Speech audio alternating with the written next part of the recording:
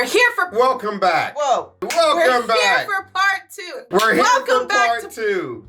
You've made several mistakes here. Okay. Hello. What up, Ho Biscuits? It's your girl Skitten. Johnny. Back at it again. Skibbity rip. I remembered none of the slang from the... You're getting slogged. I don't know what the fuck he's been saying. Vice Admiral of the Narrow Seas. That's I know disgusting. That one. If you guys have not already, check out part 1 of this video over on Chavez's channel. This is absurd historical slang that needs to come back. This video is mad silly, son. No, it's crazy. Language has evolved so much, and yet, hasn't at all. What? I hope you guys are doing well, staying safe and sanitized. I hope you're not being a slug-a-bed. Ooh. Without further ado, let's go ahead and get started. That has to deal with drone strikes. No, it doesn't. I might be confused. Jeremy, I think I sprained my ankle. You sure did. Congratulations, Jan.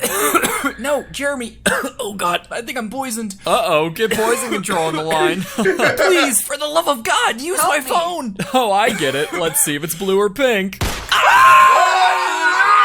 I love gender reveals. Well, glad that she's not dying then. I wouldn't go that far. She's still giving birth outside a pub in a London alley, pre-modern medicine. It's pretty much a coin flip whether or not she becomes a statistic. The beauty of life, right? Speaking of, let's see if you keep yours. Now, I'm sure you're wondering where me rammer is. I really don't want to know. He needs his arm. Well, I'll have ye know, I lost it fighting off a 30-foot sea lawyer with me bare hands in the middle of the blind man's holiday. Okay. And I took way more from that bloody beast than he got from me. Two excellent 18th century phrases, Eddie. A blind man's holiday is slang for the night or darkness, while a sea lawyer, as you may have guessed, is jargon for a shark. One of my favorites. How would I have guessed that it's jargon for a shark? Lawyer, because he takes a bite out of crime. Huh? Yeah, that's a good one. I don't think that's why they called it that. Oh. Because they're... Quite ridiculous, as you may have guessed. Because they're... rough around the edges. Short. Is jargon for a shark. One of my favorite slangs, but also quite ridiculous, as none of these guys are smart enough to pass the bar. That's right, so don't mess with me, son. I'm a bottom. I really didn't need to know that. Right. Not what you're thinking, Eddie. Amongst Right. bruisers, a bottom is a hardy fellow who can take a good beating. That's still the same. It's basically the same. That hasn't changed, actually. We've come full circle. There's no other way to say it, so come full circle. There's no other way to say it. You couldn't think of a single other way. All right, what do you want? I'll be a sneaksby snacks having snaffler. Yeah, I got that part, so which is it? Are you killing me or looking for a snail wig? Preferably a nice powdered one with the little ponytails. I don't have any wigs. Oh. Well, we'll be taking your shoes then. Fine. And do you have any tape? What, was that even invented? Surviving that snaffler encounter, you continue your journey to deliver your gin as you acquire yet more open wounds from shards of glass in your newly barefoot grippers. But not to worry, these cobblestones are covered in piss that's at least 20% ethanol, so the only thing you're going to be infected with is shame. As you finally approach him, the wild-eyed alcoholic shoots to his feet, shaking more than an angry dad with Parkinson's. Bloody hell! You really milked the pigeon with this one. Yeah, you didn't have to make the fucking... I was gonna ignore it. The fucking moan, because he could have just slurped it. He didn't have to. It's so funny, because that's how I feel every time I drink an energy drink. Every time. You're just like moaning every time you drink it. Every time. I call cap on that, because there's no way you bloody fucking... hell. That's you. Every fucking time. Part gerbil, part whore. To his feet, shaking more. Gerbils, when they have little You're so thing. stupid. Than an angry dad with Parkinson's. Look, Bloody hell. That's the sound the gerbils make when they drink a little thing. Nibbling. Nibble drinking. Play the video. All right. You really milked the pigeon with this one. I assure you I did no such thing. To milk the pigeon just means to endeavor at impossibilities. He's saying you really pulled off something challenging. Oh, Why? Yeah, really had to gin. slurp the pigeon milk to get this. Not really the way it's used, but I like the spirit. A little bit of a clench. I like that. Listen, Colt, what say you and me go around back and suck the monkey till we're shitting through our teeth? Whoa, alright buddy, I knew people were weird, but this is getting like VR chat weird. Fret not, Eddie. Remember the rule of thumb when talking to the English. When in doubt, they're talking about alcohol. To suck the monkey was actually the practice of secretly sucking liquor out of a cask or barrel with a straw. An activity so comically stupid that calling it something you could mistake for a Zootopia fanfic was considered appropriate. And while the Brits may have reached Looney Tunes levels of alcoholic wackiness, the same couldn't be said for their bodily resilience, as newspapers reported numerous cases of people dying from this stunt. I would say that'd be a hilarious thing to see written on a tombstone, but anyone slurping an 8,747-ounce big gulp of ethanol probably doesn't have the kind of support structure that'd care about a proper burial. So, Eddie, what this guy actually said was, you're a bit of an awkward fellow. Listen, man, how about we both go suck liquor from caskets with straws until we puke out of our mouths? No. I think I'll actually pass this time. Let's not no do that. worries. How about we go fist the cow instead? I don't Great, wanna what's do that this? either. Chug cow milk mixed with gin or something? Oh no, that's not an idiom. Adding yet another tally to your daily trauma quota, you barge back into the pub not only to get clear of that frig pig, but to get clear yourself. And as luck would have it, you spot a trifling fiddle in the pub not only to get clear of that frig pig. Fiddle faddle fellow. Fiddle faddle fellow. Yeah.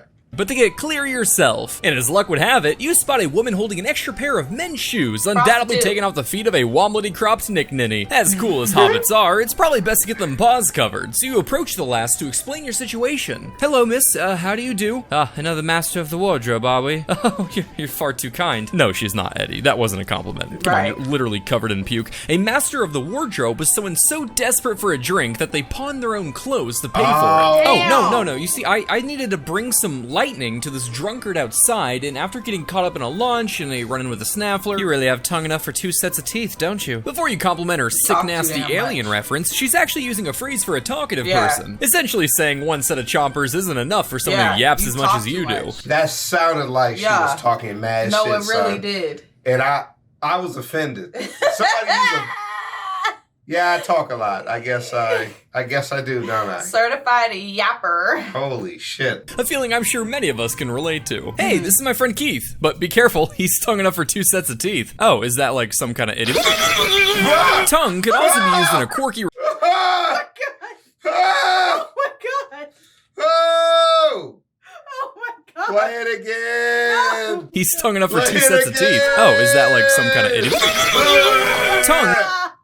What is wrong with you? Oh, he is tripping. Are you okay, bud? God damn, he is tripping. Tongue can also be used in a quirky response to someone asking how old you were. Hey, this is my friend Kevin here. He's the senior manager at my hedge fund. Oh, nice to meet you. That's really impressive. How old are you? As old as my tongue and a little older than my teeth. Which makes sense. What does that even mean? There were actually quite the plethora. God damn it. I didn't think he'd hit us with it again. But also that makes sense because you're presumably and hopefully born with your tongue, right? But you're not born with your teeth. So it makes sense. It is. Aside from the assault. Well, it's only assault if he didn't want it. It is only assault if he didn't want it. That's a factual statement. What does that even mean? There were actually quite the plethora of phrases to describe a talkative person. For example, you also had the term prattle basket. Just a random basket. So essentially, at the end of the day, Eddie, this lady is asking you to wrap it up. Right, I was just hoping to take your kicks. Uh-oh. While you've been doing your best to adapt to the contemporary slang, you inadvertently injected some of your modern tongue as well. So you didn't actually ask her for her extra pair of shoes. Titties. You asked the lady for her breeches. Oi, I'll give you a kick in the guts. Oh, hey, what do you know? He's just talking about gin. Not mad? Gods no. Every bloke in town's had a wild night with that one. Nope. She's one of my cousins. Psst, oh That's my just God. slang for harlot or prostitute, so she's not literally his cousin. Okay. I think. Okay. I mean, the phrase had to start somehow. Well, thanks, but do you guys drink anything other than gin? Why, it's rather rum. While you start to get excited at the prospect of finally another alcohol, around this time, rum was actually also slang for something fine, good, or valuable. And it did a lot of heavy lifting amongst the wretched British population, as it served as an adjective to form additional slang phrases. For example, you had a rum nab, which was a good hat, or rum duke, meaning handsome chap. Make it rum bluffer to say jolly host, or rum bung for a full tote. A rum bugger was a valuable mutt, and rum prancer, a fine horse to strut. A rum doxy was a fine wench, rum fuddle, a good drink to quench, rum peepers were good-looking glasses, and a rum problem is what you have. Ha! Finishing your kick in the guts, you head to the bartender to freshen up. Yeah, I thought like maybe I would recognize one of those, and I recognized none of those. Also, I have zero problems with rum. My vice is tequila. Well, there you go. At least we all have a little bit of truth serum in today's Red Bull. Finishing your kick in the guts, you head to the bartender to freshen up your glass. You make a rum fuddle, my good man. I'll take another crank. Oh, you're pissing down me back. Another crank coming right up. I'm really hoping that just means I flattered him. Right on the money, Eddie. I'm getting the hang of this. There you go. Careful when quack swagging being off and off. I hate the British. Starting to feel a bit of wobble in your knees, not only from the amount of alcohol in your blood, but from the increasing lack thereof you decide to look around to mingle with some of the local patrons to fully immerse in the pub culture. You're beginning to get a little chilly because, again, you've pretty much got the blood pressure of a quacking cheat by now, so you head on over to a group of men near the open hearth. He told me yes over some scandal broth that while we went here to soak, he'd join us after some snaffling. You figure you just might know who they're talking about, but first, let's add some context. Yes is just a contraction of the word yesterday. A must-use for any conversational minimalists out there. But be careful contracting too much, because let's say you went to work after being sick with the cold the day before and someone asked you what happened, responding with yes infection could land you an HR meeting. Scandal broth, along with prattle broth, chatter broth, and cat, you guessed it, lap, are all different ways to say tea, getting its definition from it being the beverage of choice for women who like to sit around gossiping, or as we would say today, spilling the tea. To soak was yet another phrase for the great British pastime. However, again, I would express caution using this one today, for asking people to soak with you could land you in hot water depending on their cultural background, particularly when it comes to Mormons. I think I might have run into that guy you're talking about. The group of men turn towards you as you make yourself known, and the gentleman who spoke previously responds, "Did you now? The one ram a toad eater himself?" Toad eater? What does that mean? Exactly what it sounds like, Eddie. A toad eater was someone who was paid to eat live toads and was a must-see attraction at any Georgian-era fair. You are the idea was that me. since people believed toads to be poisonous, a mischievous charlatan could miraculously cure them in order to sell their snake oil medicine. And now, to prove the curative properties of my phantasmal medicine, Johnny here will swallow a live toad. Woo! Yeah. Why is it so big? Oh.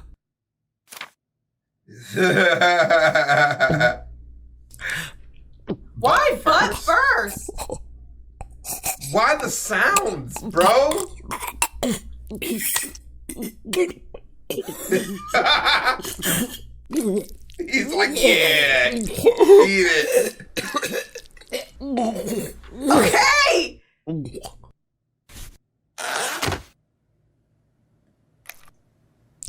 What? That's for my wife, you son of a bitch. Right. Oh my god.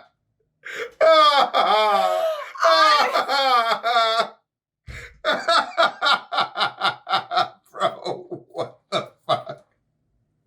Yo. It came, oh my god, ow. Yo. It came out of nowhere. Yo. That came out of nowhere. What?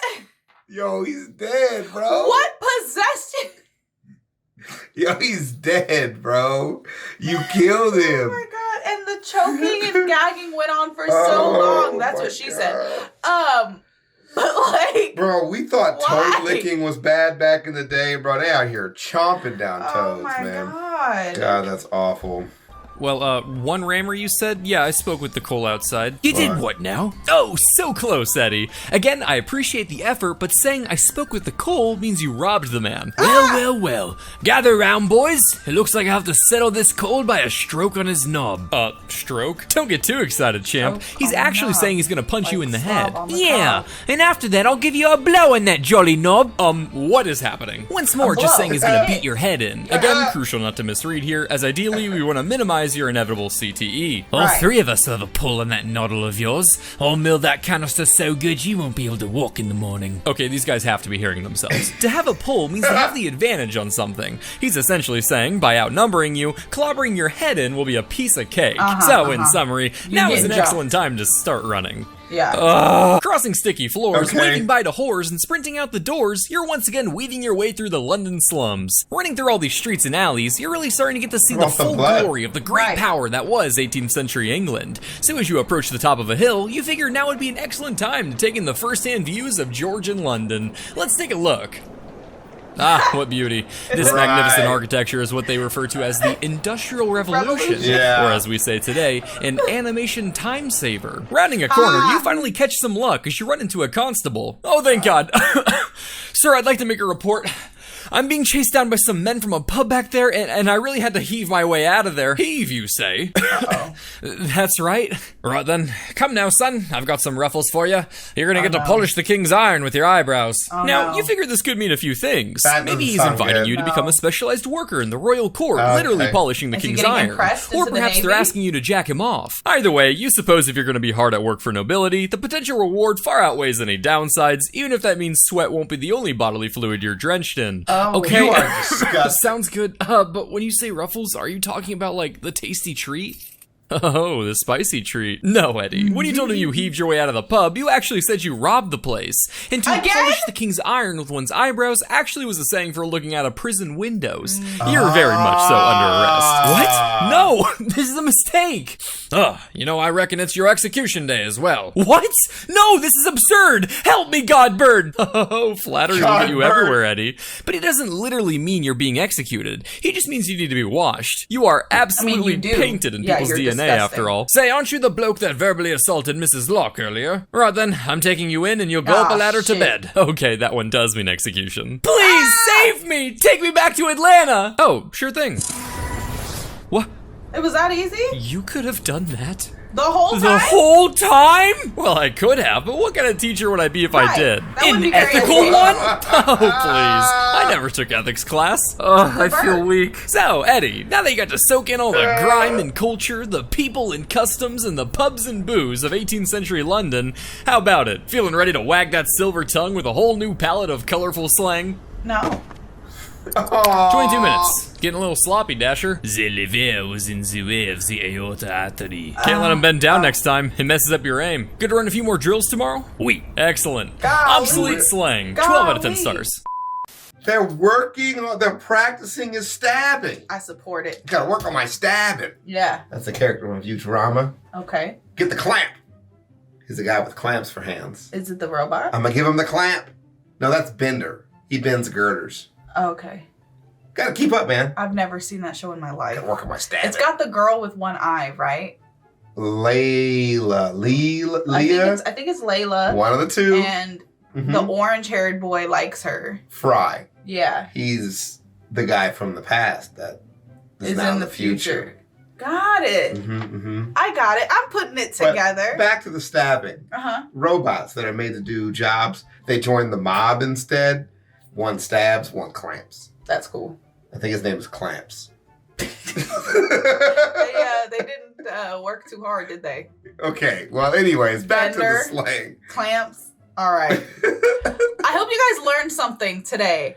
I feel like everything that I learned immediately left my brain because it was just so confusing and didn't make any sense. Polish the king's iron with your eyebrows. I'm going to remember that one. It left me addlepated. Ooh. What's the arf, arf, arf, arf? Arf, arf, arf, and arf. Arf, arf, and arf. Arf, and arf. I want to learn the arf, arf, and arf.